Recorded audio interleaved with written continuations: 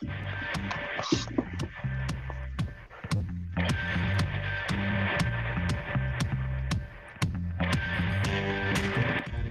evening, Cubs and Cardinals fans. It's a special Tuesday night bonus episode of the Team of Rivals podcast.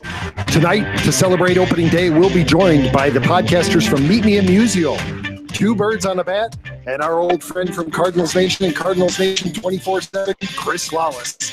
The 2018 season starts in less than 48 hours, but the Team of Rivals podcast starts now.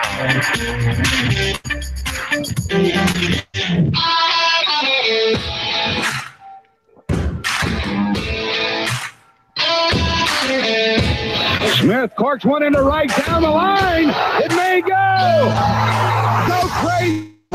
So crazy. There's a drive. Way back. It might be. It's one back. Bringing a high drive into left. Back towards the creek. He's at the track. He has it. The world champion for 2011. A little bouncer slowly toward Bryant. He will glove it, go to Rizzo. It's in time, and the Chicago Cubs win the World Series.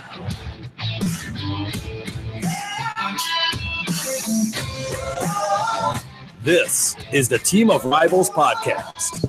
No insiders, no anonymous sources, just passionate analysis from the bleacher seats. Here are your hosts, Ron Nuttall and Peter G. All right, everyone, welcome back to the show. Pete and Elliot, tonight I did it again, and I've got to tell you that the look I get back from my wife as soon as I come into my studio setup, say, "Honey, it's showtime," is pretty dismissive on my wife's part. I don't know if you guys run into the same thing. She's been very unimpressed so far with with my enthusiasm walking into these things. But guys, it's a very special night. We're less than 2 days away from the start of baseball, and I don't know if this off season has seemed longer than the last one we did, Pete, because we suffered through that together. But boy, it really has seemed like a long one this year. Yeah, both of our seasons ended really early. So yeah, it's been a deadly long off season, especially with the complete lack of activity at the beginning of it once the World Series ended. Yeah, and that's where I was going to kind of go is it was long because it was uneventful. It was uneventful in the beginning. Usually there's a lot of activity in the beginning of the offseason where people are trying to get their guys signed. But this year, all the way to the end of spring training and into spring training. So damn near into the season, right? We still got a few names. But tonight, guys, we're not here to talk about what we've talked about, what we beat to death, because we're here to celebrate opening day because it is so close. And I am thrilled tonight to be joined by three very special guests. Daniel from Meet Me at Musial, that podcast, has joined us. Jim Cromer from Two Birds on a Bat, and welcoming back to the show, Chris Lollis of Cardinals Nation Facebook group and Cardinals Nation 24/7 page. Guys, thank you so much for joining us tonight. I've been looking forward to this. This is going to be a lot of fun. So let's hear from all of you. Daniel, if you don't mind, where can everybody find you? Besides your podcast, where can everybody find you on Facebook and everywhere else that you're present? Well, usually you can find me on Twitter at C70. The blog is cardsconclave.com/C70. We've got Facebook pages for Meet Me at Musial and all that. They're not all that updated. So, but you can follow them there. You can follow Musial, Meet Me at Musial on Twitter as well. And you can find me on Gateway to Baseball Heaven on Sunday nights as well. So if you can't find me, you're probably doing a good job. Okay. Jim, thrilled to have you on the show as well. And I know that I listen to your Two Birds on a Bat podcast every Monday and Thursday when you guys release that. And so I'm thrilled to have you on. I'm glad you joined us. Yeah, no, I'm glad I could be here. And sorry for the late notice that I would be able to make it. I just wanted to make sure. My own son is a high school baseball player. And if you're in the city of St. Louis these days, you know that the weather hasn't been too kind. So we never know what the schedule is going to be. So once we realized that it was going to rain 3 inches, there was going to be no baseball tonight, I knew I'd be good to go. And I want to thank you guys for doing this. I think your concept of the Team of Rivals podcast is tremendous. I want to say hi to Daniel. He was one of the first guys that had reached out to us at the beginning. And again, I admire everything all you guys are doing. Chris Lollis, you mentioned him. I think you talk about a tremendous human being that from the very beginning wanted to help us grow our show. And I really appreciate him. And again, I'm glad you mentioned it. I want to give a shout out to him and his wonderful fiance, and I hope things are going great for them right now. So, thank you so much for having us. And I'm sure everybody wishes Benji was here instead of me. I get it. It's no problem. I promise the next time you do this, we'll make sure it's Benji. How's that sound? Deal. I wasn't going to ask, but deal, man. Yeah. No, Jim, thank you so much. And Chris, thank you for taking the time. I know you have early mornings, so I know this can get kind of late for you, but thank you for taking the time. It's well worth it to go over the Cardinals and stuff with you guys. So I'm glad.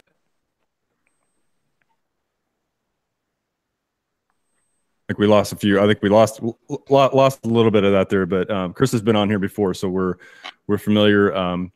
And Chris, thank you. I want to echo what Jim said. Thank you so much for what you've done for our show, because you reached out to us in January, and we've definitely felt the effects. We've felt our crowd grow. We've seen our downloads grow, and so we appreciate everything you've done for us. And we built a great friendship over that time too, and I think that's equally as important, Chris. So I want to thank you for that. But hey, guys, without delaying this, what we're going to go through, we've got some questions that have been given to us from our Facebook pages and groups that we've kind of Pete and I have kept track of, and so we've got an order here that we're going to go through. So mostly these are from our listeners or our fan communities. So we're going to go through them. So without further ado, Pete, unless you got something else to add. Zazzle. Oh God. God, don't. Oh, I'm sorry. I have no control over what they call their site. They're just the easiest one to use. Give me a break, man. You've been on me. Hey, man, my dad bought a hat, so I'm good. Yeah, no, without any further ado, everybody knows where to find us. So, gentlemen, if you were the GM and wore a very outstanding bow tie, which I would be very envious of, I'm sure, what would you have done differently this offseason? So let's start with let's go ahead and start with Jim on this question. Would that be me? Okay. I keep forgetting. I didn't know if there's any more gyms around here. There's gyms. No. For me, I'm going to stand where I've been the whole time. I've always felt like, the situation kind of dictates how you have to react. And with not making the playoffs 2 years in a row, with the Cubs kind of taking over, I really felt like this was an offseason where the Cardinals needed to do some things where you could go into the season and you felt like, you know what, this is a for sure deal. And I've said it on the show 100,000 times.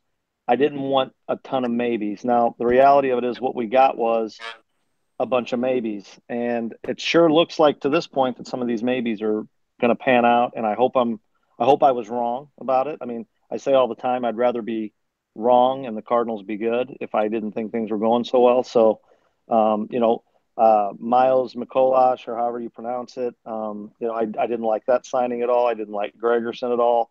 I wanted a full blown closer. I wanted a starter to anchor Carlos Martinez. I feel like we got the bat in Ozuna. I've been on board with that since day one. Some people have not, but I have. And the reality of it is, I said all along, if I got Ozuna, I would be fine with a starter and a closer, and we really didn't get either, although the Cardinals would tell me they did. In fact, that's what Mosaic said to me. We did get a closer and a starter.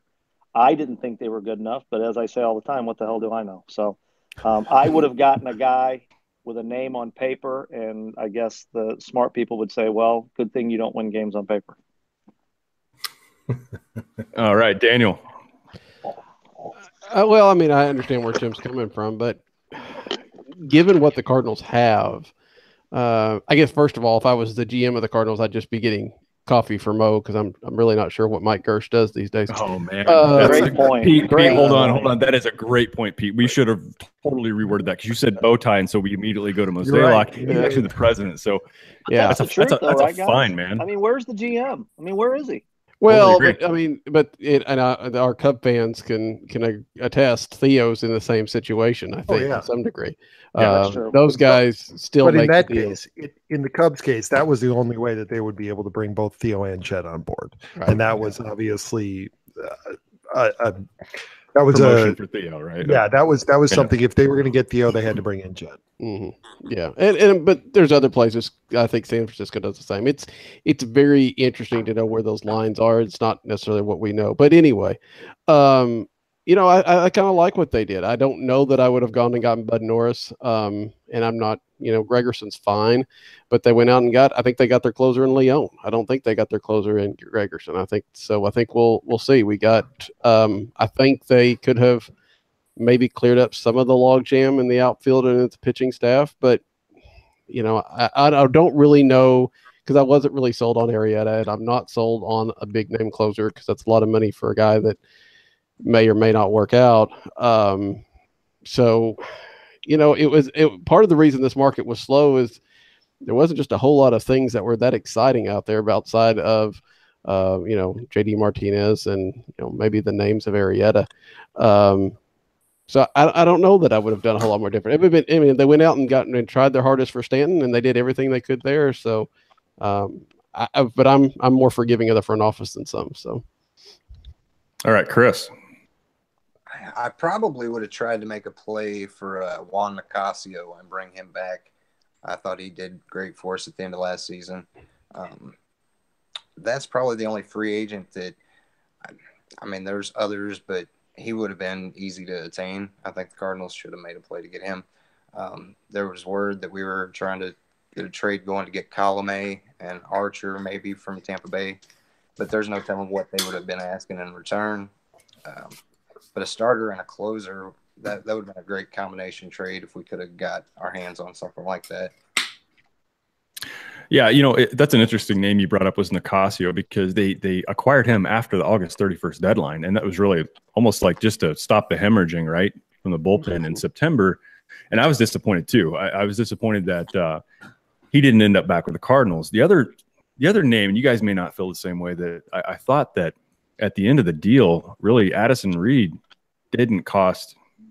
Gosh, Pete, I'm drawing a blank on this. Peter Elliott, you guys remember where did Reed go? Minnesota. That's right. That was my guy. That's who I wanted. Yeah, that one to me is like the financial commitment didn't seem too scary to me, and it would just add at least some known element to the bullpen. But as 2 years, $17 million. But remember, he tried to sign with the Phillies first up, and it was very, very close if it wasn't already, and it was. I think there was some indication, at least some people were afraid that there was some injury or something that didn't look right. And I don't know what the medicals were. And obviously the Twins may have gotten a bargain in that regard. Yeah. We don't know some of those things that take place behind the scenes right there. Maybe he didn't want to come to St. Louis at all. I don't know I don't know if they even tendered him an offer, but that was a name I thought out there that at the end of the day, for 2 years wasn't going to break the bank. So to see, and Luke Gregerson, I think you guys mentioned that earlier. Jim mentioned it.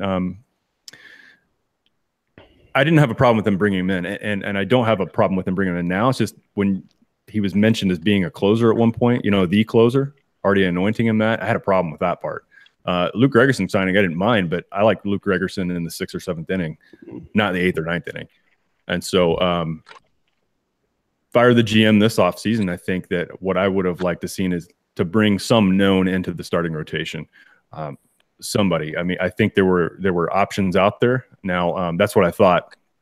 I really thought this as we got into January and February, and the bullpen is probably the one I was disappointed in the most, and especially with the narrative that the front office set out for all of us at the beginning of the offseason, with they were going to really address some things. So I truly went in believing that we were going to see some significant things happen, and when I mean significant things, guys, you can compare it to what the Cardinals did going into 2000. What they did going into 2004, even going into 1996 when they made significant offseason changes, and it really changed the face of the team. And I thought I would see that. I didn't. But now that we've got through spring, I see that there are a lot of options there, a lot of unknowns, a lot of unprovens, but I think there have been some pleasant surprises out of camp. I want to follow up on something you just said, if you don't mind. I've said all along that for me, I'm okay with the way things are now. I always say this all the time. If I could have a beer with this guy and ask him one question. So for Mo, my question would be, if you were this high on these young guys, and maybe rightfully so, why did you tell us all that you were going to go do this and you were going to go do that? because that doesn't seem like him. He's always kind of Right. played it close to the vest. But as I said, since day one in the offseason, I had never seen the front office that vocal about we're going to do this, we're going to do that. And, I built a pretty good relationship with Craig Mish. I mean, they were all in on Stanton. I mean, I know it. I mean, I've talked to more than one person that their financial commitment to Stanton was far more than anybody thinks it was. And when I asked Mo about it, I mean, that night when we were kind of in that intimate setting, he just said, look, that was more than anything about showing future players that we're committed here. And it was a once in a lifetime type opportunity player. We wouldn't do that with just anybody, but so for me, I felt like the intent was there, but if they were this high on the young kids, I don't know why they kind of sold us that we're a closer as a priority, a starter maybe. I'm okay with these young guys. I don't know about you guys, and I know it's just spring training, but golly, man, there's some electric guys here. No, I mean, you start throwing guys like Jordan Hicks in there. You see promise, and I know most of those guys they don't feel are ready today, but we could see him this year, and hopefully some of them get Jordan Hicks is ready.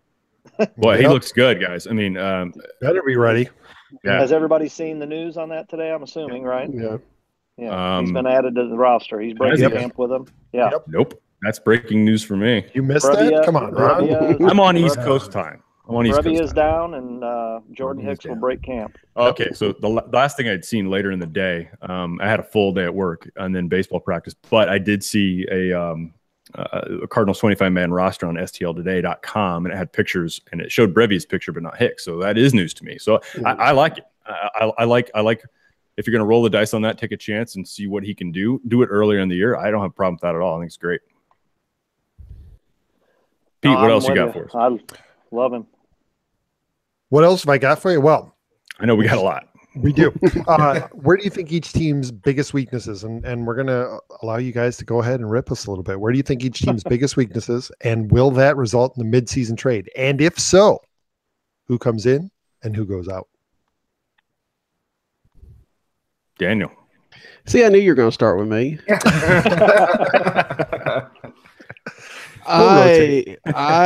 a lot. Do you need more time? Do you need no, because I wouldn't come up with an answer then either. So, the biggest weakness for the Cardinals is probably going to be, I want to say the bullpen, but I like all those arms. It may depend on what Adam Wainwright is, but then if that's the weakness, it's not going to be a trade. It's going to be Jack Flaherty coming up for a duration. I think the Cardinals have enough stuff to make a trade at the deadline, but I really don't know what that would be. So, yeah, I'm pretty useless. But that's if I'm going to pick one, I'll say the back of the rotation. But I don't think it's as bad as we thought it would be just a few weeks ago. All right. So, Jim, how do you feel about that question there? What's the biggest weakness, and will it result in a trade, and who comes and who goes? Who are you speculating on? Well, I mean, I've said since day one that my concern has been the rotation. But again, these young guys, listen, at the end of the day, if they kind of pull the Dodger Houston thing and they go 140, 150 innings, if they don't run guys in the ground, if they get Gomber up here and give him a split start or two, depending on what happens with Wainwright, if Flaherty, Reyes, all this kind of stuff, depending on how it plays out. For me, if they do that, I think we'll be fine. If they're reluctant to do that and they stick with guys, and again, I love Wainwright, who doesn't? But if you stick with him when he's a 4.5 ERA and his whip's high because, guys are knocking him all over the yard just because he makes $20 million and he's Adam Wainwright, well, then we're not going to be very good. And people think that's easier said than done. Like, you just put the best, there's a business involved here.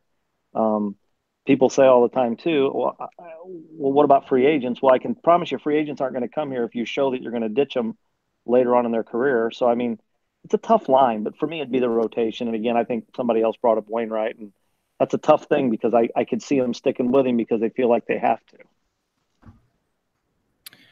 Chris. Well, I hate to piggyback and take the same answer, but starting rotation basically you've got a lot of question marks with Michaelis. Will Weaver be? I mean, Weaver's tearing it up right now. but he's still kind of a question mark on what he can do for a full season. Mhm. It's one of those things that I don't think that we would make a trade. I think we've got guys like John Gant, Tyler Lyons, Reyes. I think there's enough arms there to keep us afloat if Wainwright doesn't heal struggles. I think we got enough arms to do it in-house. Yeah, I feel like I feel better about our in-house options, to be honest with you guys. But what is making me more nervous these days is really Carlos Martinez. If he hasn't matured like we've all wanted him to, if he fails to kind of pull it together and be that leader, that stopper in the rotation, I get concerned about the rotation as a whole, because there are a lot of young guys in there. Now, they've shown a ton of promise to me personally, just going through this spring training, reading what you read about the guys. I feel good about what's down the road. And of course, there's always the Alex Reyes thing. What happens there, right? I mean, that's something that, for me personally, his name falls off my radar all the time, simply because he's been on the DL for so long, and we just haven't seen or heard a whole lot. He's been playing on the backfield. So, but he throws a whole nother element in there. So the future looks great to me for at least starters and good bullpen options. I'm very, very worried right now about Martinez. So I think if there is a biggest weakness in this team, and maybe it doesn't end up being a weakness, but for me, I'm skeptical of the starting rotation, at least up to this point. And I think that could be something that does lead to a trade. Now, who would go? It's certainly not going to be I think it could be a young arm or two. It could be one of the surplus outfielders we have, and take your pick, right, guys? And we've got a lot of stuff now that we didn't have, really. We were talking about potential trades, Pete. You remember this last off season. I mean, we were struggling to come up with what would the Cardinals have in their minor league system to make any type of big deal. Now, guys, I look at it and there's a surplus of outfielders still, and there's still plenty of arms I think other teams have their eyes on. So starting rotation is right now is my biggest question, followed closely by the bullpen. So kind of a pitching theme I think we're on here tonight. All right, gentlemen, and we're going to ask you to go for both teams. Who do you think breaks out this year for the Cardinals, and who breaks out for the Cubs? And this time, Chris, you're up to bat first. Well, even though we got a little small sample size of Alex Reyes, I think he really comes into his own this season. We get to see what he brings. That'd be who I would pick, probably for our breakout. As far as the Cubs, I'm not gonna lie to you. I don't pay much attention outside of when we play you guys. So who breaks out and who doesn't? I don't know. I ain't got an answer for that one, bud. Kyle Schwarber breaks out this year. Ron's just going to love that.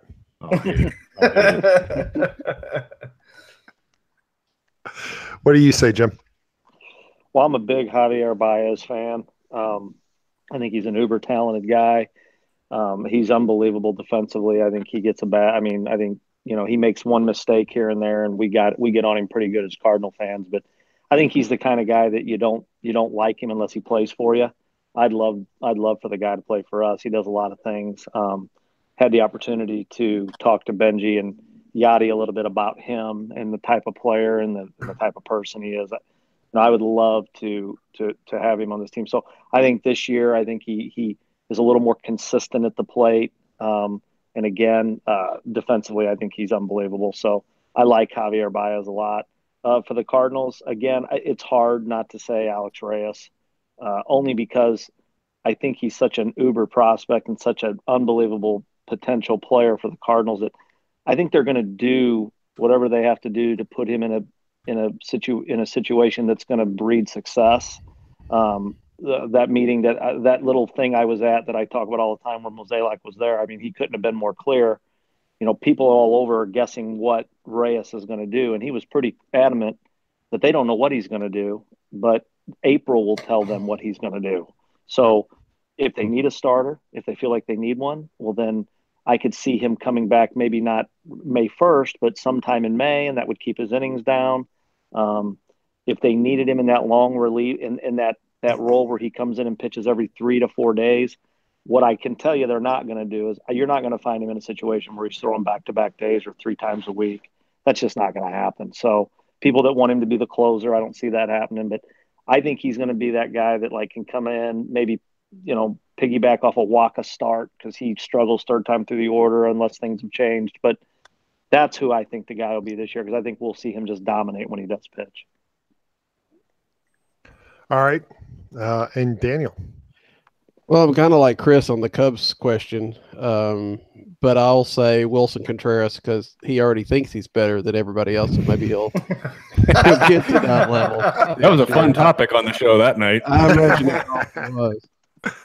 For the Cardinals, I think I'm going to go with Dominic Leone, because if he can come out and lock down that closer role early, and he's going to have every chance. He could come out, and if he's a guy that nobody's ever heard of and he comes out and puts up 30, 35 saves, people are going to be talking about him for quite a bit. So from going for – if you take it as a breakout as a guy that nobody's talking about now to what they might be talking about at the All-Star break or later, I'll go with Dominic Leone. How about you, Ron? All right, so I'm gonna go position player this time, and it's not going to be a new name, guys, but I've been waiting for this guy now for a couple of years to jump to that next level. And I think if he does, I think it does a lot of good things for the St. Louis lineup, and that's Colton Wong. I know he had a nice year last year, but I think he can do more for them. I think he can serve them better in that everyday lineup, and I think his defense is improved. He can be a cog in that wheel, whether it's at the back end of the lineup or as he wiggles his way up to maybe a number 2 or even a leadoff guy. But if he can turn it around, or not turn it around, but if he can really jump to the next level, I think it does a lot for that lineup. I think it tweaks the dynamic. I'm not going to say it violently changes it, but I think it tweaks it, and it'd be a really good thing. So I'm hoping that happens. I'm really hoping that happens. Now, Dominic Leone, that's not the first time I heard that, Jim, because I think you had the guy, the Mo's algorithm guy on that was maybe saying the same thing about Leone.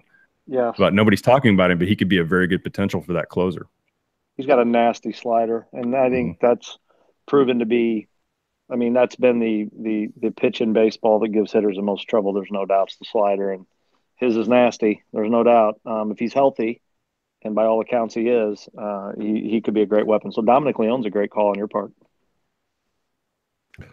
All right, fellas, who disappoints this year for the Cardinals? And if you want to move north on disappointments, feel free. I will jump in on that. I will absolutely do that. Continuing with our rotation, Jim, what do you think? Who disappoints this year, or who are you afraid disappoints? Well, it's funny because I'm going to go with the same guy he just mentioned. I want to love Colton Wong. I want to love the guy. Had the opportunity for my son to attend a clinic through SLU Baseball that he was there.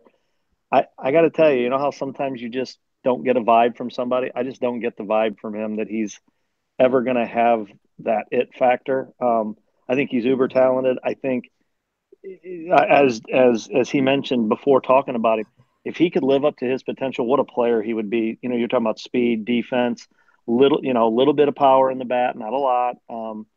But I don't know. There's just something about him. I don't know what it is. Like, I find myself wanting to love this guy. And I just see a guy that I'm just not sure it's ever going to happen for him consistently. But I want to be wrong about him. So let's be clear about that. For the Cubs, I just think Addison Russell is gonna hurt them. I really do. That's my opinion. I think he's one of these guys that he's got this power and he's had these bursts, but I just think in the end he's going to be a guy that they're going to look at and expect big things from, and they're just not going to get it. I mean, and remember, he was where he came from. They weren't sure about him, and somebody had kind of given up on him. So there's something there that's not consistent enough for me, and I think in the end he'll wind up hurting the Cubs. And he may hurt them off the field too. Who knows? Daniel? For the Cardinals, well, I hate to say it, and I'm going to temper this a little bit. I think Tommy Pham may disappoint a little bit this year, and I don't think he's going to fall off. But I think a lot of people are expecting. We weren't asking you yet, man. Now I know I'm wrong. So that's fine.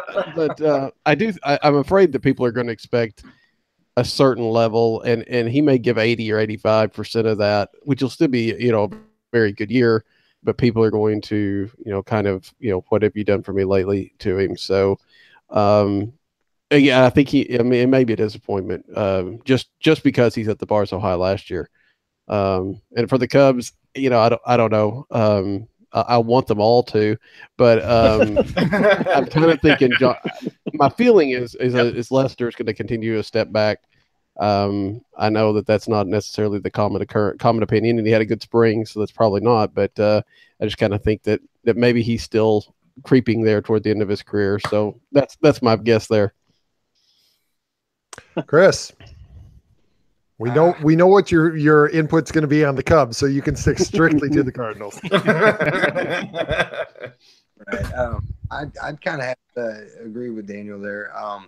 Tommy Pham, and I love the guy, but I think not only do us fans kind of expect a repeat season, but he's going out there wanting to be a 30-30 man, and he's been very vocal about that. And you want to see your players out there confident and setting goals. But man, he's hyping his own game, and I'm just a little bit worried. Uh-oh. Chris froze on us. All right. So we'll wait till he can get back on. But what I worry about, my biggest disappointment this year is again, I've mentioned his name earlier, and that's going to be Carlos Martinez. Something just scares me a little bit that it just seems like he came into camp this year just not quite ready to go, not quite prepared enough, and that one scares me because if our ace of our staff falls off the rails or has a step back this year, I'm really worried about the impact that's going to make. I fear Carlos Martinez, and I love that guy. I love that he wears emotions on his sleeve at times. I don't like how it affects his play. So that's the one I would worry about the most. Guys, you already know my answer to the Cubs. I'll let the Cubs fans take the guess. Who do I think is going to be the biggest disappointment for Cubs fans this year? Go ahead. Take a wild guess. The Last Jedi. It is not The Last Jedi. That is not his name. You insult Star Wars by tying that to Kyle Schwarber. His nickname is Burger King, not The Last Jedi. All right. Pete, you had another question that we needed to jump to real quick because we're half an hour in. No. Go straight to Elliot. Elliot. Yeah. Oh, sorry. I'm up. All right. So, Ron, we'll start with you on this one since you've been hitting everybody else. So, and it kind of has to do with disappointment, but which Cards position player do you have the least confidence in, and why? Oh man, I don't want to say this. I really don't. I'm afraid that it's going to be Matt Carpenter, and I think initially it's going to be because I don't have confidence he's going to lock down the third spot in the order. I'll just kind of leave it there. I think they're going to have to move him around, and they're going to have to move a lot of other guys out of spots that they may be a better fit for, and I think it's going to have to do with that. That's my fear. I don't want to say that because I like that guy, but that's kind of my worry. All right. Chris? As much as I like Colton Wong, I think he's kind of stuck in a spot where he could improve on last season. But as far as confidence, I mean, we've seen him for a couple years now, and I want to believe in him, but I've just got a little bit of a lack of faith. All right. Daniel? I guess it's probably cheating to say Francisco Pena because he's only going to pay 2 days a month. That would be cheating, but I would take that. I would take that. It may be Jed Jerko, and not because of anything that Jed Jerko does or doesn't do, but I just feel like he's going to get lost in this shuffle as they're trying to figure out where Carpenter is going to play and how they're going to get Jose Martinez into this, into playing more often and all that. And I think he's going to kind of get the short end of the stick, and that may affect his play. So that'd probably be my guess. All right. And Jim? Well, the guy that I worry the most about, only logically speaking, is DeYoung. Again, I could not have been impressed with him. I mean, everybody I think was impressed with him last year. From a baseball standpoint, what impressed me most was I felt like he got more comfortable defensively at short last year. as the season went on. He looks way more comfortable this year to me. He's a natural third baseman type player, although we all know when those kids are younger, they all play shortstop. So, but it's such a hard thing. And, I guess we're so used to in this day and age that with all these, these top 100 prospects, and then you have a guy that kind of comes out of nowhere and hitting all these home runs and playing defense and making all the routine plays. I guess you just kind of worry about that sophomore slump. And that's a position that, in my opinion, we can't afford to have a problem with. I don't want to have a problem at any position, but the truth is, I feel like we could survive another guy, any other guy really on the team. I feel like we could survive because we have more talent. If something was to happen, that's the one position that if he can't do the job, I don't know what we're going to do, to be completely honest with you. Yeah, Jim, I have to agree with you because we just saw it with Diaz the year before that, right? Where he had an unexpectedly just a fantastic year and then just dropped off last year. So definitely seen it on our side before. All right, and that kind of leads us into, and I'll start with Daniel on this one. If a starter or two gets hurt, who do the Cards have to fall back on? Well, like Jim said, if it's DeYoung, they're kind of in trouble. I mean, there's a reason that Munoz is going to go north, and he would probably be the starter there. Most everywhere else, I feel like they could probably cover it. Carpenter could go to second if Wong got hurt. Jerko can go to second. Carpenter can go play third. Greg Garcia can play. They have, they're going to already be trying to get Jose Martinez into the lineup. And then you've got the guys in Memphis. You got Harrison Bader that you can bring up. You've got, Adolis Garcia that could maybe get added to the 40-man. Pete, did you have something to add to that? What's he doing? I got nothing. What are you guys laughing at? Yes, sir. I just hope that while he's down in Memphis, sir. There's 2 points, boys. While he's in Memphis, I just hope that Harrison's able to. Oh, he did it. Oh, he did it. Okay. It was a delayed laugh. I thought you were laughing at Garcia. I figured it was an inside joke. No. Nothing inside about this one. No, apparently not. And then, of course, the pitching staff. I mean, we've talked about that so much that, Reyes is there. So I feel like they're pretty strong, except for, right around with DeYoung, and that could be the problem. Okay. Chris? Yeah, there's enough interchangeable parts in the infield to make whatever work if there's an injury. But DeYoung, shortstop we would be hurting for sure. I think pitching staff, there's enough young arms and guys like I said, like Lyons or Gant, that there's enough arms. So as far as position players, DeYoung would be the one that I'd be worried about. Okay, Ron. Position players, right? And we're going back to the. I'm sorry, guys. I was reading ahead a little bit, but Elliot, repeat that. Is it which position player do you have the least confidence in, or we moved to something else? No. We moved on to if a starter or two gets hurt. Starter or two. Okay, so the way I was reading it was a starting pitcher. I'm sorry. That's where my head was at. But okay, so I had said it. I had said his name before, and listening to the other guys' comments on there, I agree with everything that everybody said because I don't know guys within the minor league system who is the next shortstop or who would, if DeYoung wasn't there, who could it possibly be? I know there's a Perez kid, right? But he's a long way off. He's a long way off, and he's nowhere near ready. He may never make it. But I still think just looking at this year, I still think the effect of Matt Carpenter, where to put him in that infield, where does he bat in the order? I just think it just feels sloppy to me right now, guys. I'm worried about that. I know that doesn't have to do necessarily with an injury, but I just think that has made a good point, Daniel, earlier about Jerko being lost in the mix, and it just I'm not certain where, because I think that they're going to be some catering to where Carpenter needs to bat, where he needs to play, and it's going to push some guys around to places where you wouldn't normally have them. So I'm worried about that one, but I agree with all your points you guys have made on DeYoung. There's not a good answer there, so I'm kind of up in the air on that one, Elliot. All right. Well, this kind of leads us into with Adam Wainwright and his latest setback. When he returns, is there any chance that he is 80% of what he can be? Or is he going to be less than that? Is he going to be playing hurt? 75, 60, whatever it is. Jim, we can start with you. Well, I know enough about baseball to be dangerous, and I know it's not normal to one day show up at the ballpark out of the blue and your fastball is 10 miles an hour slower for what appears to be no reason. I know the guns down in Florida said he was 93, but I know some people that were down there and they told me if he was 90 miles an hour, they'd kiss and I won't tell you what, in case you guys don't do that on your podcast. Oh, no. You're good to go here. I don't know the other guys, but yeah.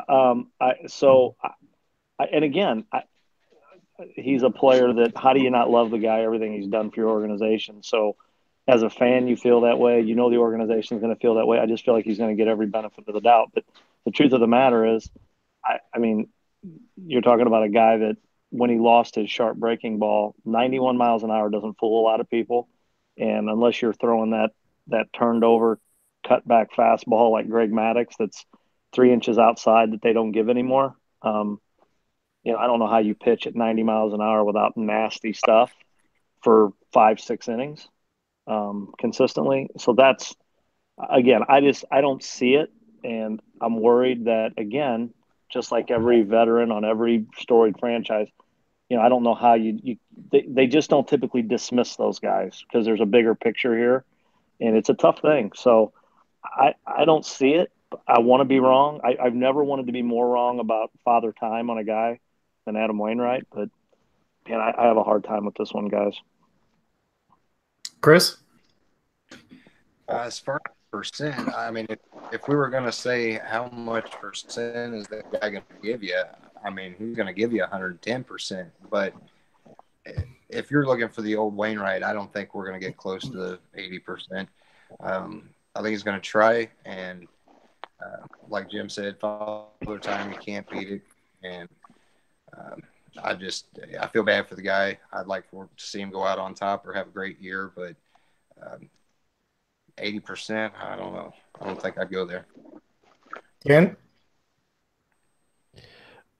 I'm probably more optimistic on Wainwright than those two guys are, because I do think, the elbow surgery that he had, I think made a significant difference because what he was throwing, I happened to go to a game last year against the Braves, and what he was throwing there would not have been confused with 90 at all. It was more like 70. If he's got some of his velocity back, and I think working with Mike Maddux is probably going to give him a different approach to things. I mean, he's going to have to be the crafty veteran. He's not going to go past 6 innings very often, if at all, maybe more of a 5-inning pitcher. But I think he can still have some value to this team, at least enough so that we're not having this ugly discussion in the middle of the year of trying to forcibly remove him from the mound so Jack Flaherty can play. I think we can at least, get by if he's the 5th starter. Yeah. Ron? Yeah. So, when he comes back, so at least this time around, it's a hamstring injury, right? And he's had a couple of years where he's had bad luck. One was a torn ACL. Is that another Bud Light, Elliot? Is that what you're? That is. Elliot, I'm going to send you something better, okay? It is an Anheuser-Busch product, right? And wait a minute, Elliot, you live in Wisconsin. You can get something. It's like contraband there, right? You're not even supposed to have Bud Light near that place. I was traveling this weekend. I haven't had a chance to go pick up any Wisconsin beer yet. All right. So I am going with what I have left. I was traveling this weekend, and I managed to pick up Wisconsin beer. Come on. Wow. See, guys, we go off the rails a lot here. We go off on it just gets ugly. Where was that? Okay, with Wainwright. I'd say when he comes back this time, though, he deserves a couple starts. I think he deserves a shot to get something back, to finish the year with some dignity as a starter, as a solid piece of that rotation. But if he can't prove it, I mean, they can't afford to go too long with him as a starter. So what I feel might happen is if he doesn't come back to some type of form, is that they're going to put him in some kind of long relief situation in that bullpen, let him go out as part of the 25-man roster. Let him go out with some dignity, because I share the same respect that the other guys have mentioned on here about Adam Wainwright. I've been a big fan of him for a long, long, long time, but 3 years in a row of if we were to go 3 years in a row, we all hope not, of missing the playoffs. They can't really afford to take chances like this. Not in the state they're in, and not with the questions their rotation has. He could help out in the bullpen potentially. So it's kind of where I'm at. I'm rooting for the guy, but I don't have a lot of confidence right now. All right. And now that he has this big opportunity, will Jack Flaherty stick? And Ron, we'll just go right back to you. I just said I was rooting for Wainwright, right? So if I say that I'm pulling for Jack Flaherty, that's going to make it sound like,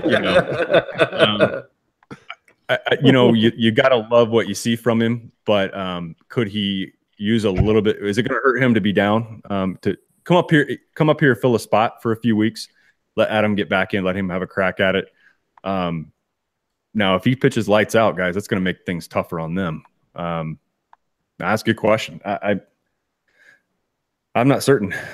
He's got to pitch lights out, I think, to stick in the state they're in right now. Yeah. And then you got the whole Reyes thing to throw in there right on top of that. That's going to happen later on. So it's going to get it. Those are good problems to have, guys. When you have a lot of choices you need to make, I think that's a good problem. Chris, we'll go to you. I think he'll pitch good each time he takes the mound. I don't know that he'll get a whole lot of opportunity outside of if a guy gets injured.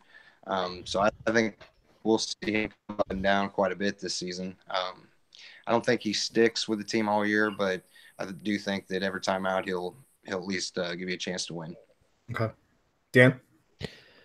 Yeah, I mean, I think that shuttle between Memphis and St. Louis is going to be running quite often for a lot of different reasons. But as well as Flaherty can pitch, there's just the realities of baseball. And like I said, unless he throws 2 no-hitters, he's going to have to go when Wainwright comes back, unless somebody else has gotten hurt. So yeah, he'll probably spend some time in Memphis, but he'll be back up and probably make a pretty good impact this year. All right. And Jim? Yeah, I've been impressed with him. I think he's the kind of guy that I promise you, if he goes down to AAA, he's down there thinking, man, what else do I have to do? But he's, it's by all accounts, great attitude, ready to go. I know this, if for some reason one of these other guys can't get the job done and they were to turn to Jack Flaherty, I would have zero issue with it. I'm not quite sure, though, this little stint with Wainwright, if it is just a tweaked hamstring, I'll be honest with you, I don't stop short of back-to-back no-hitters. I don't know if there's anything that's going to supplant Wainwright getting an opportunity at that fifth starter spot, if that's what you want to call it or whatever you want to call it. But I'm confident in Jack Flaherty from what I've seen. Now, I don't want him hanging any more balls to Vladimir Guerrero Jr. like he did tonight. but I thought that was a very nice ending, even though we lost. If that's how we're going to lose, I think that's poetic justice. But I like him. I think he's great. Like I said, I could not be more impressed with both he and Weaver. And again, we're not even talking about Alex Reyes potentially being another one. So again, I'm all in on Flaherty, and I think he's all that in a bag of chips. So we'll see what happens. Hey, you guys, before you get to the next question, I got to say something to the guys on here. If you guys haven't listened to one of our shows, we're not going to talk about a closer that the Cardinals faced last night on the Blue Jays, because we say his name, guarantee a phone call. I'll guarantee a phone call immediately. But he did get touched up for 3 runs. Our closer that we started last year with. Yeah. I don't know if you guys caught that or not, but we can't say his name because my son. Did you get a phone call last night because of that? Because he got touched? No, no. You know what? Because the game, I think it got over by the time O pitched. I think he must have been in bed already. And if you guys don't know, you said it. You said it. Oh, here he comes. Oh, shit. He's going to be calling in a second. Sorry, guys, you don't know this. My son had a real issue. I have a 13-year-old. He had a real issue with our closer last year, and every time he blew one, he would call. And if it happened to be on a Thursday night and we were recording, he would call and interrupt the whole thing. He has no problem with crashing the show. Didn't we all have a problem with him last year? I hope. Oh my God, yeah, well, we did, but especially my son. My son was exponential. He called in to celebrate the premature signing of to the Rangers, who shall not be named to Texas. All right, guys. Sorry. Back on the rails. Yeah. With Gregerson's injury, and this kind of ties into it, so thank you, Ron. With Gregerson's injury, who closes? Is it Jordan Hicks, or do you think that by the end of the year there's somebody else getting the ball in the 9th inning? I don't know. Let's start with Jim. Well, I, I guess it's hard to not believe Mo anymore. I mean, he had said a few things that to this point have all happened for that thing I was at. And when somebody asked him about signing at the time, Holland was still out there, and gosh darn it, I don't remember if Wade Davis was still out there or not, but I think they wanted him to sign a closer, and he just said, I'm going to give you two names. He said Helsley and Jordan Hicks, and I don't know that you'll see him at the beginning of the year, but I think you'll see him contributing to the back end of the bullpen sometime in the second half of the season. So to me, I would have to say that Jordan Hicks has shown them that he's ready, and if they think that's his role, I don't have any idea why he wouldn't be the guy. But we shall see, because some of the guys mentioned Dominic Leone earlier. He's obviously had some big league time. I'm one of those guys that believes not everybody can get outs in the ninth inning, so we shall see. But I'd sure like to see the kid get a shot, because I love 100-mile-an-hour fastballs. Daniel, how about you? Well, I've already said that Leone is my breakout candidate, so I'd be kind of silly to go away from that now. But I do think that he's going to be the closer. I'm still a little leery on the idea that they bring up Hicks, but that's a thing from a post tomorrow. So I don't see them throwing him into the ninth inning, at least not at the right now. And I mean, maybe he develops into that. Maybe he's got it by the end of the year. But I think Leone's probably going to take that and hold it down. I think there's also a good chance that we'll see, a little bit of a rotation, and we may see a number of guys with 5 to 10 saves this year. But I think at the end of the day, Leone's going to be the one that's going to have the most of them. All right, Chris. Why is nobody picking Bud Norris? Rim shot? Does anybody have the rim shot on the soundboard? Yeah, give Ryan about 5 minutes. He'll finally get him. I'll screw that up. No, I would say Leone probably first shot at it. And like Jim said, Hicks, I think he's ready, but I don't think they're just going to throw him out there and say, hey, you're our closer. I think Leone kind of starts the season off, and if Hicks can stick with the team, I think that's who you're going to see closing games out. Right. Yeah, I kind of I haven't heard Tui's name, and I think going in before this, before we ever even hit spring training, I kind of thought it'd be a mixture of Tui, Leone, some of these guys. And so I agree with you, Daniel. I think you're going to see a little bit of a shuffle there, and I think that Matheny, Maddox, they may be going with a hot hand early on. Who's been doing it for a few games, who survives, and but they really are going to have that guy established by the end of the year, because we all know the pressure turns up right when you get into late September and then into October, which I firmly believe the Cardinals will return to. They're going to have more of a known there.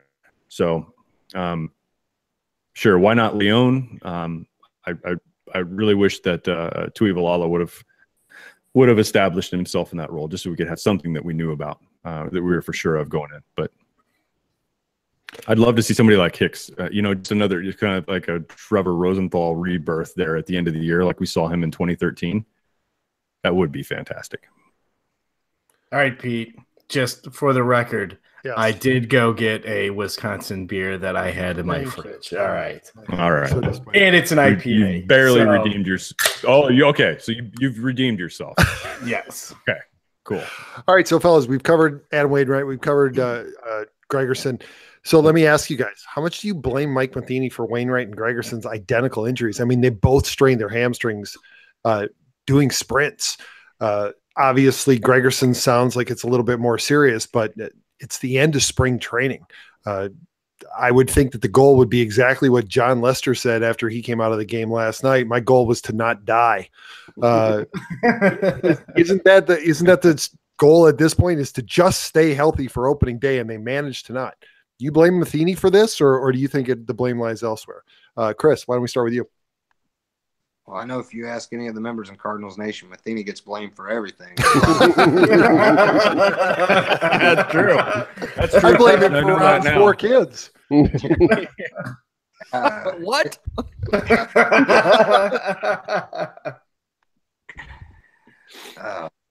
Personally, I mean, I don't blame him per se. I mean, injuries happen, but like I said, you just poll the group, and Matheny would be, getting lynched or something. Mm-hmm.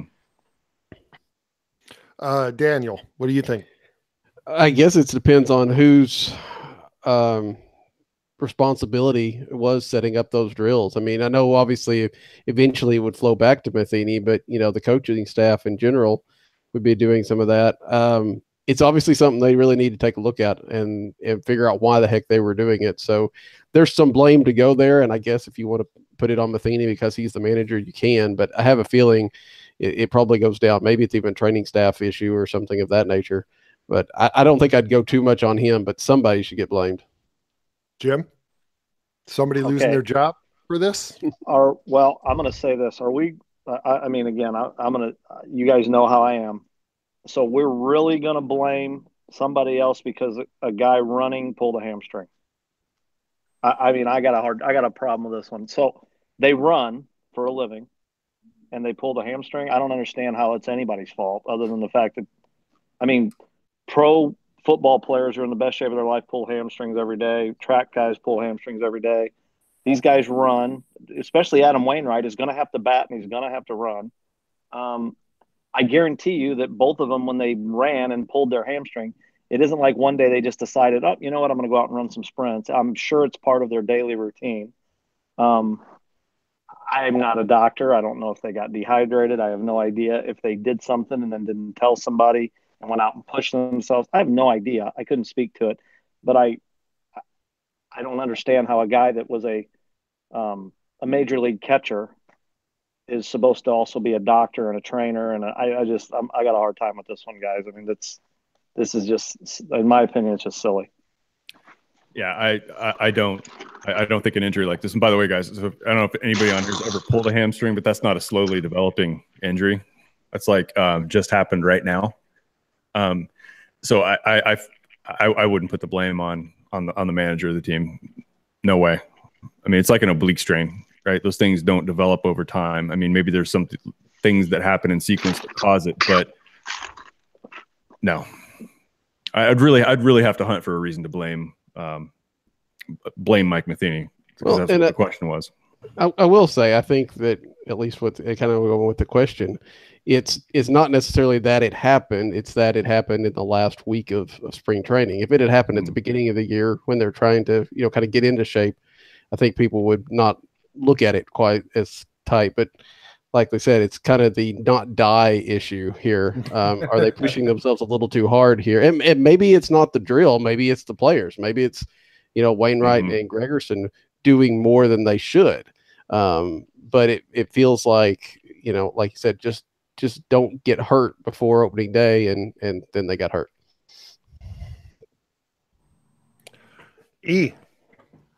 Back to me? The next one, man.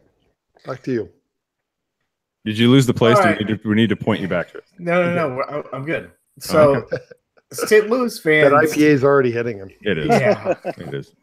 So, St. Louis fans view the team's pitching divide. They're divided into two camps. They're the we are horrible, and they're the we are going to be great.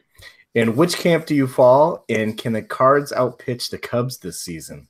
Oh man, that is a huge Daniel. question. Can we break that up a little bit? I'm always optimistic, and I do think that I'm much more toward they're going to be great. I don't think they're going to be great. I don't get me wrong. I think they're going to be pretty good and very good, but I don't know about great. But that's more of where I would lean. I like what they've got. I like what we've seen so far.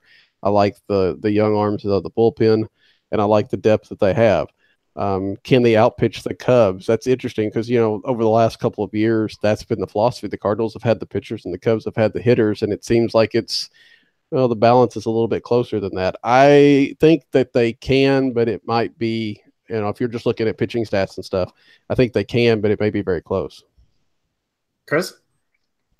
I agree. I think it'll be close on paper. I mean, just looking at the namesake, the Cubs rotation, it's tough. But I think the Cardinals can match up pretty good with them. But I would definitely lean towards the we are great over the we are horrible. All right. Jim? I personally, there's some guys on the Cubs that I'm not a big fan of. I think are a little I'm a little surprised that people are so high on him. Like, I'm not a big Jose Quintana fan. John Lester's not getting any older. I said last year I thought he would struggle a little bit. I mean, he's a good pitcher, but again, you're talking about a guy with mental problems, and he loses his catcher, and then all of a sudden you're telling me he's going to be just fine. A guy that can't throw the ball to first base loses Grandpa Rossi, and he's going to be just fine. No, he wasn't. So we'll see there. I'm not the biggest Yu Darvish fan. So I'm not completely sold on their pitching, to be completely honest with you. But then again, the Cardinals are counting on what I believe to be a lot of young pitching. And with young pitching, I think you get one of two things. You get really, really good or really, really bad, because it goes one way or the other, and then they'll adjust because they're young and unproven. That being said, I think both teams are 90-win teams if they perform. So I think the best thing here is that we're in the ballpark with them, and I think it'll just come down to, quite frankly, who plays better, and I think it'll end there. But I'm just not the biggest fan of the Cubs pitching. I know some people are. I'm not. And while I'm not sold on our guys, because there's some of them are unproven, I don't think there's a big gap there. I just don't see it. Ron? I have hope for the Cardinal staff. I do. The concern I have, and Jim, you just touched on it. There's a lot of all of us have. There's a lot of young arms on the horizon, and I feel that they need that strong ace on the staff. And so I think that perhaps we underestimate the importance of Carlos Martinez and his maturity and how he establishes himself this year. Love the guy, but he needs to get there. If he's there and these young arms show some promise, I think that gap is I think they're pretty close. I too have not been the biggest Yu Darvish fan. But I know that when that guy's on, he can be pretty nasty. But let's just see if he stays healthy. I think the Cubs do have a solid rotation. They have probably more certainty right now. Well, I think it goes without saying. They have more certainty right now, at least on paper, than the Cardinals do on rotation. But I think the Cardinals could surprise in the starting pitching. My one concern hangs on Martinez, though. I really think they need that guy. They need that ace. He needs to be that for them. He needs to be that for the young guys. Even with Adam Wainwright present, but Adam Wainwright is not that guy these days. They need it. Okay. All right. This is actually for both teams. So what are your thoughts on 2018 closer? Who leads the team? Who ends the 2018 season at closer for both teams? And then who leads the team in saves? For the Cubs, I know that a lot of people are thinking that it's either going to be Morrow or Wilson. Morrow hasn't always been a closer. He's going to be the Cubs closer starting the year. The Cubs brought Justin Wilson in last year, and he lost it. When he came over from Seattle, he just wasn't the same guy. Who will be that closer for them? And we can start with Ron. Well, I think a couple of guys on here really sold me on Jordan Hicks tonight. I did watch the game he started, at least his first game back after he was sent away to the backfields for a few weeks, but he came back, and he didn't come back against a light opponent either, right, guys? I mean, he came back against the Nationals, and they had, I think most of their starters were in the lineup, and he looked pretty darn good. I don't know that he'll have the most saves, but I have to kind of go with the crowd here a little bit, guys. I don't know if this is because I believe that or if I want to see that, because I remember seeing Trevor Rosenthal establish himself that one year in 2013. I took my son to an NLCS game against the Dodgers, and he mowed down the middle of the Dodgers order. Puig, Gonzalez, and everything. And I think I so badly want to see that again. And Jim, I agree. I love 100-mile-an-hour fastballs too in the ninth inning. So that's probably more hope, but where my head's at the moment. Can I answer for the Cubs too? Sure, absolutely. You don't want to hear that. All right. Move on to the next guy. Chris? We're going with who I think will lead the team in saves. I think Leon's going to hold down the spot the majority of the year. But I do think Hicks finishes the season as the closer. I don't think Leon just is totally lights out, but I think he accumulates enough to have the total. Jim? For me, obviously, I'm in the Hicks camp.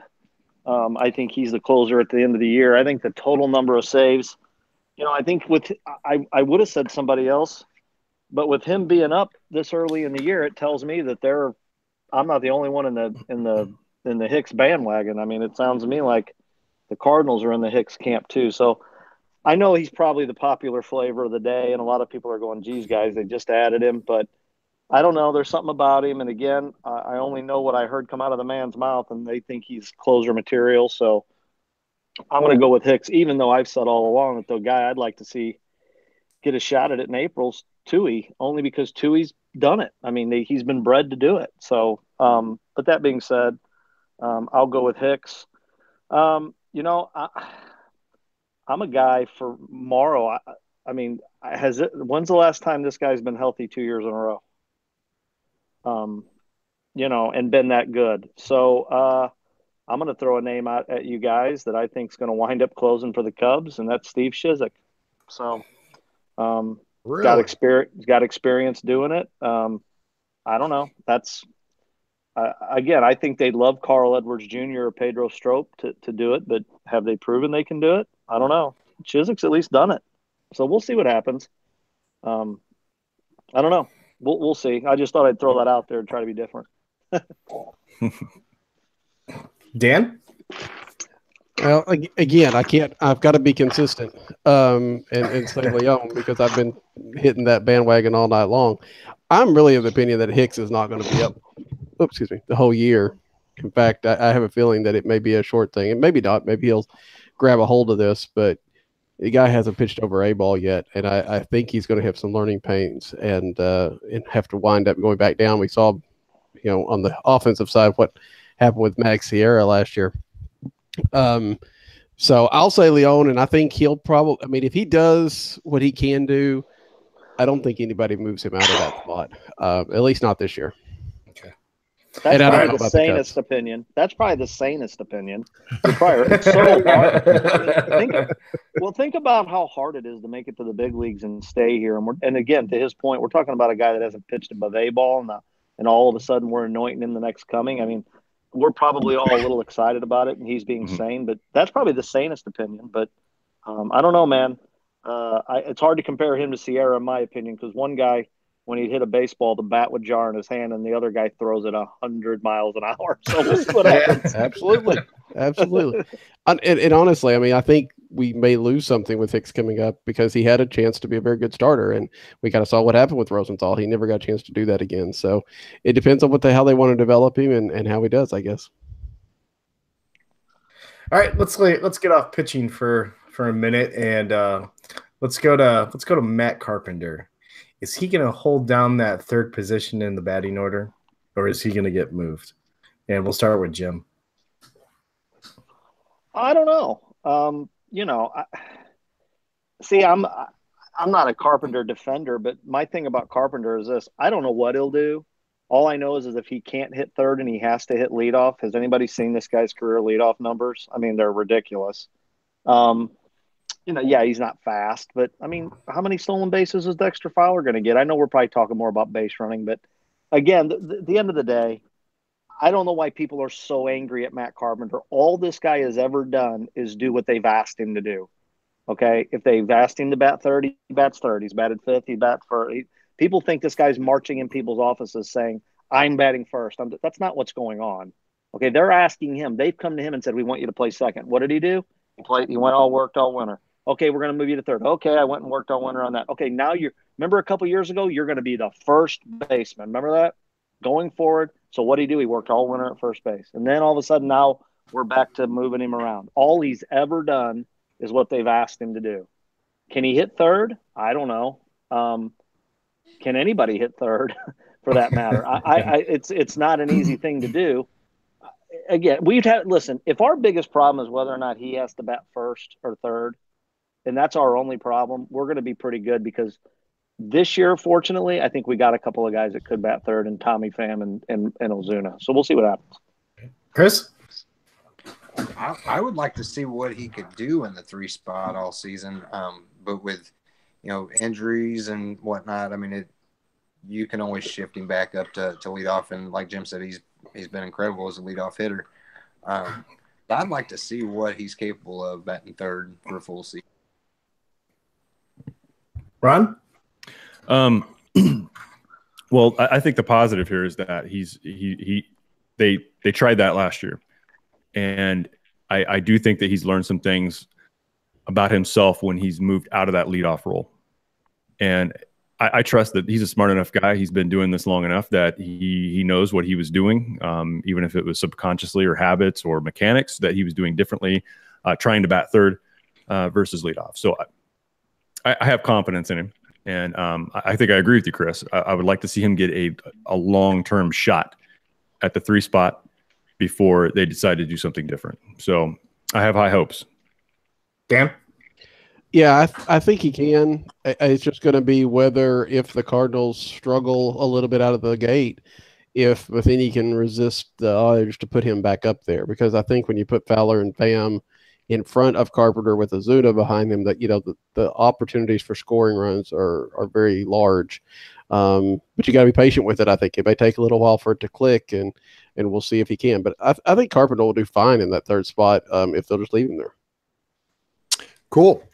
Gentlemen, I know it's getting late for Ron, so let's move towards wrapping this up.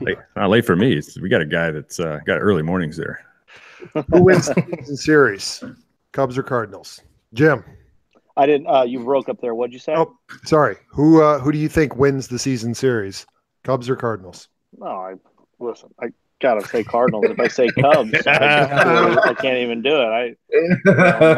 My son's team could be wearing Cardinal jerseys, and I'd say it's Cardinals. I can't pick the Cubs. Sorry. Cardinals all day. So it's loyalty over reality. Duly noted. Daniel. Oh man, look at Jim. He got one in.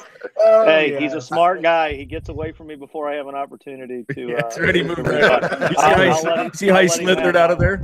I'll let him have that one. You know, the season series may be a little lopsided, but a lot of games last year were very close. Yeah, I think that it's probably a very close series again. So I would probably be shocked if I ever picked the Cubs to do anything. So I think it is, but I think it's probably one of those that's a game or two here or there. Cool, Chris. Like Daniel said, I think it's going to be pretty close, but there's no way I'm picking the Cubs today. This was a bad question. Who put this in there? I think you said it in. I may have. Well, I'm not going to say anything different, Pete. I wouldn't do that if just you, me, and Elliot on the line here. I think it's going to be. It was lopsided last year, but the guys are right. I mean, a lot of those games could have went a different way. I think it's going to be a competitive series. And guys, and we might as well just touch on this now while we're all on here. How fun is it? How much more fun are these years when this rivalry is competitive? And if you grew up where I grew up in Central Illinois, guys, and it was like Cubs Cardinals demilitarized zone there. It was like the West Bank. And I as much as I love the Cardinals dominating something, right, having 100+ win seasons, some of my most memorable years are when these teams were going at it.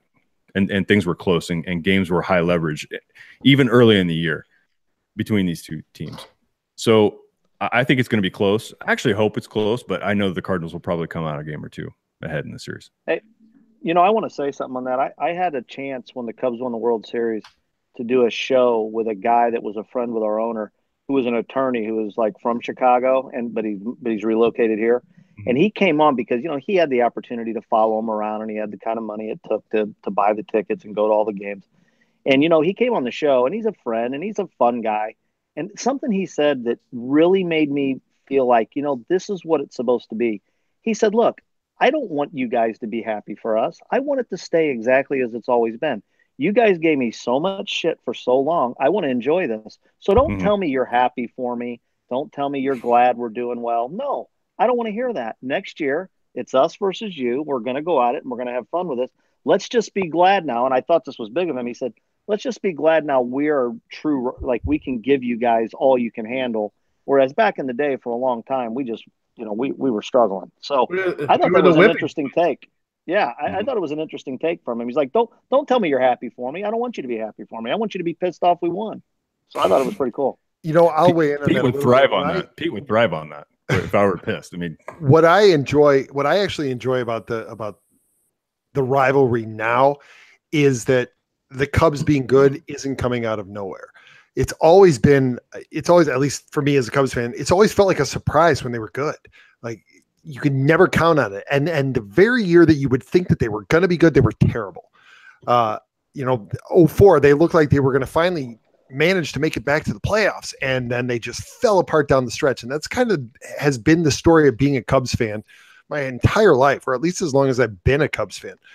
And so now knowing that they're good and coming into the season where there's the expectation that, hey, these games are going to be competitive. We're not just going to be walking out of there playing the Cardinals expecting a loss or taking wins over the Cardinals as the highlight of the season, because the rest of the season is just lost. I'm glad those days are gone. I much prefer this. Yeah.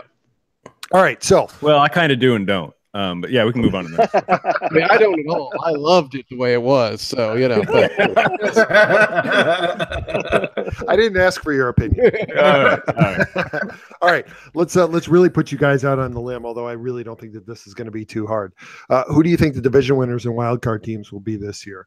Let's just stick to the NL. Nobody cares about the AL. Chris.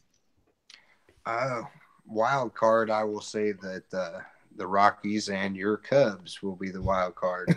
Yeah. You're picking the Brewers to win the division? That's weird. No, I'm not. But no, I'd say the Nationals, Dodgers, and Cardinals are your division winners, and the Cubs and Cardinals, I think that's going to be a game or two down to the wire. But I do think the Brewers will be in the mix most of the season.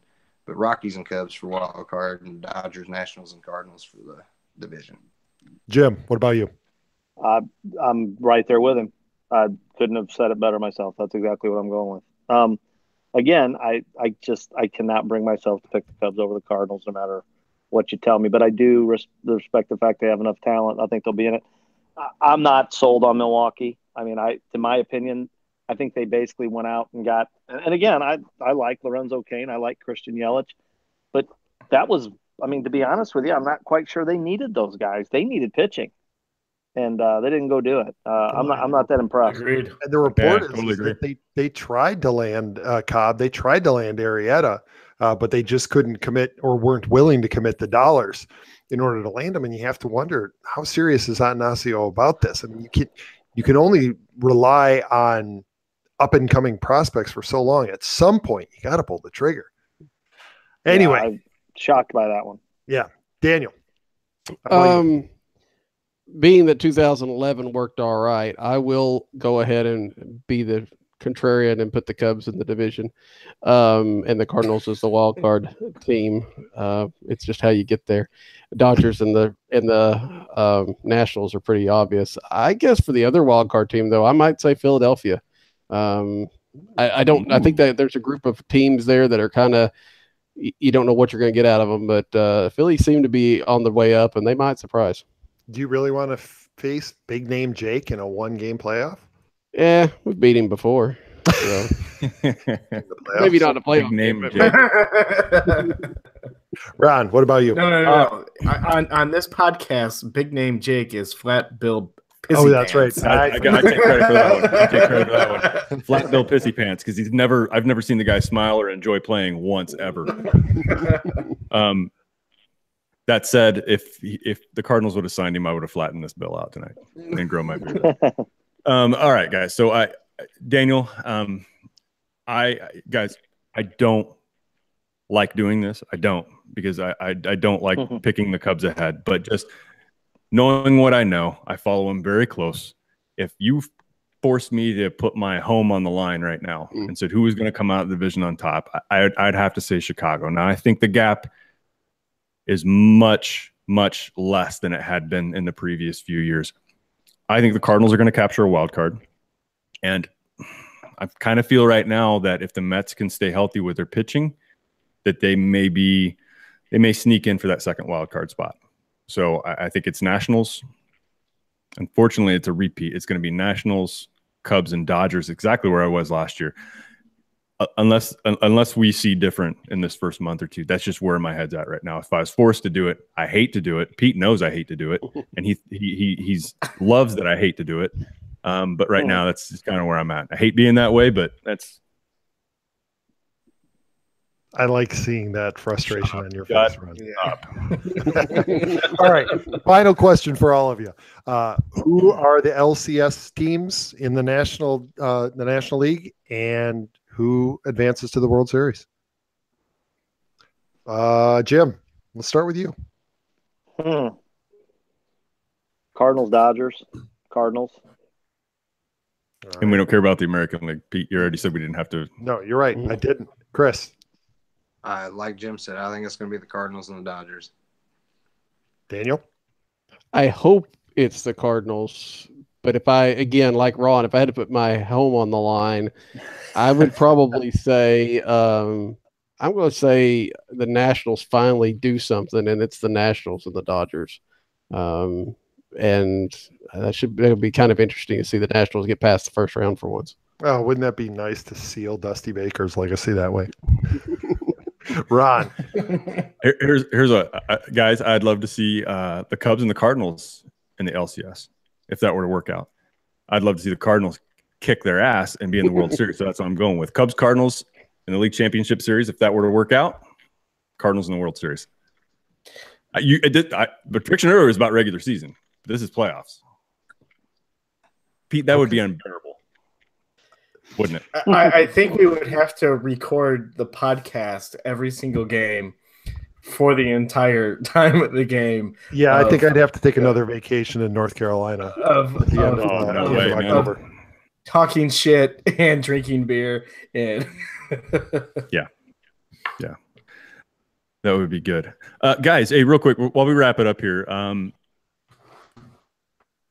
let's start with Daniel. Daniel, I know you mentioned earlier, but I want to give you a chance to do it again. Where can everybody find you, and how can everybody reach out to you and your show? Easiest way is Twitter at C70. You can also find us at bdib.potbean.com is where the show's at. But you'll find us on iTunes, Meet Me Mutual. And we're on there about every week. Alan and I are doing about an hour or so a show every week. So find us there. Chris. You can find me at Cardinals Nation 24/7 Facebook page and the Facebook group Cardinals Nation. And Jim.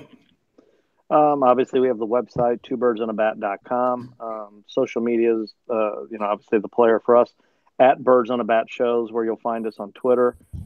Two Birds on a Bat through Facebook, and of course, Two Birds on a Bat show is Instagram. I do want to take 1 second and tell everybody, not just Cardinals wise, if you're not following Benji Molina on Twitter or on Instagram, I don't think there's any doubt you guys should definitely do that. He's an inspirational dude, and he is just a good, fun human being, and more than just Cardinal baseball. He's a tremendous guy.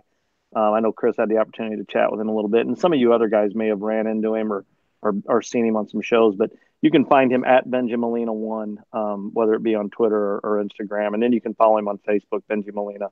But again, guys, he's a tremendous guy, and I cannot tell you how just generous he is with his time and his energy and everything. And I know the fans love him whenever they meet him and whenever we do stuff. So I would encourage everybody to make sure they check Benji out as well. Excellent. Thank you, Pete. Yes, sir. You're good at this, man. Don't ask me to do it. Don't screw it up. Well, before I do, Elliot, how can people get in touch with you? They can find me on Twitter at TOR_Elliott, ELLIOTT. Outstanding. And if you want to find the Team of Rivals podcast, God, it feels like we're everywhere. Teamofrivalspodcast.com. You can contact us by email at the show at Team of Rivals podcast. There I go again.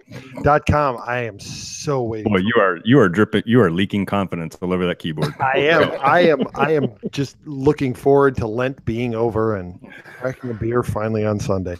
You can find the team store on Zazzle. There's a link at teamofrivalspodcast.com at the top of the page.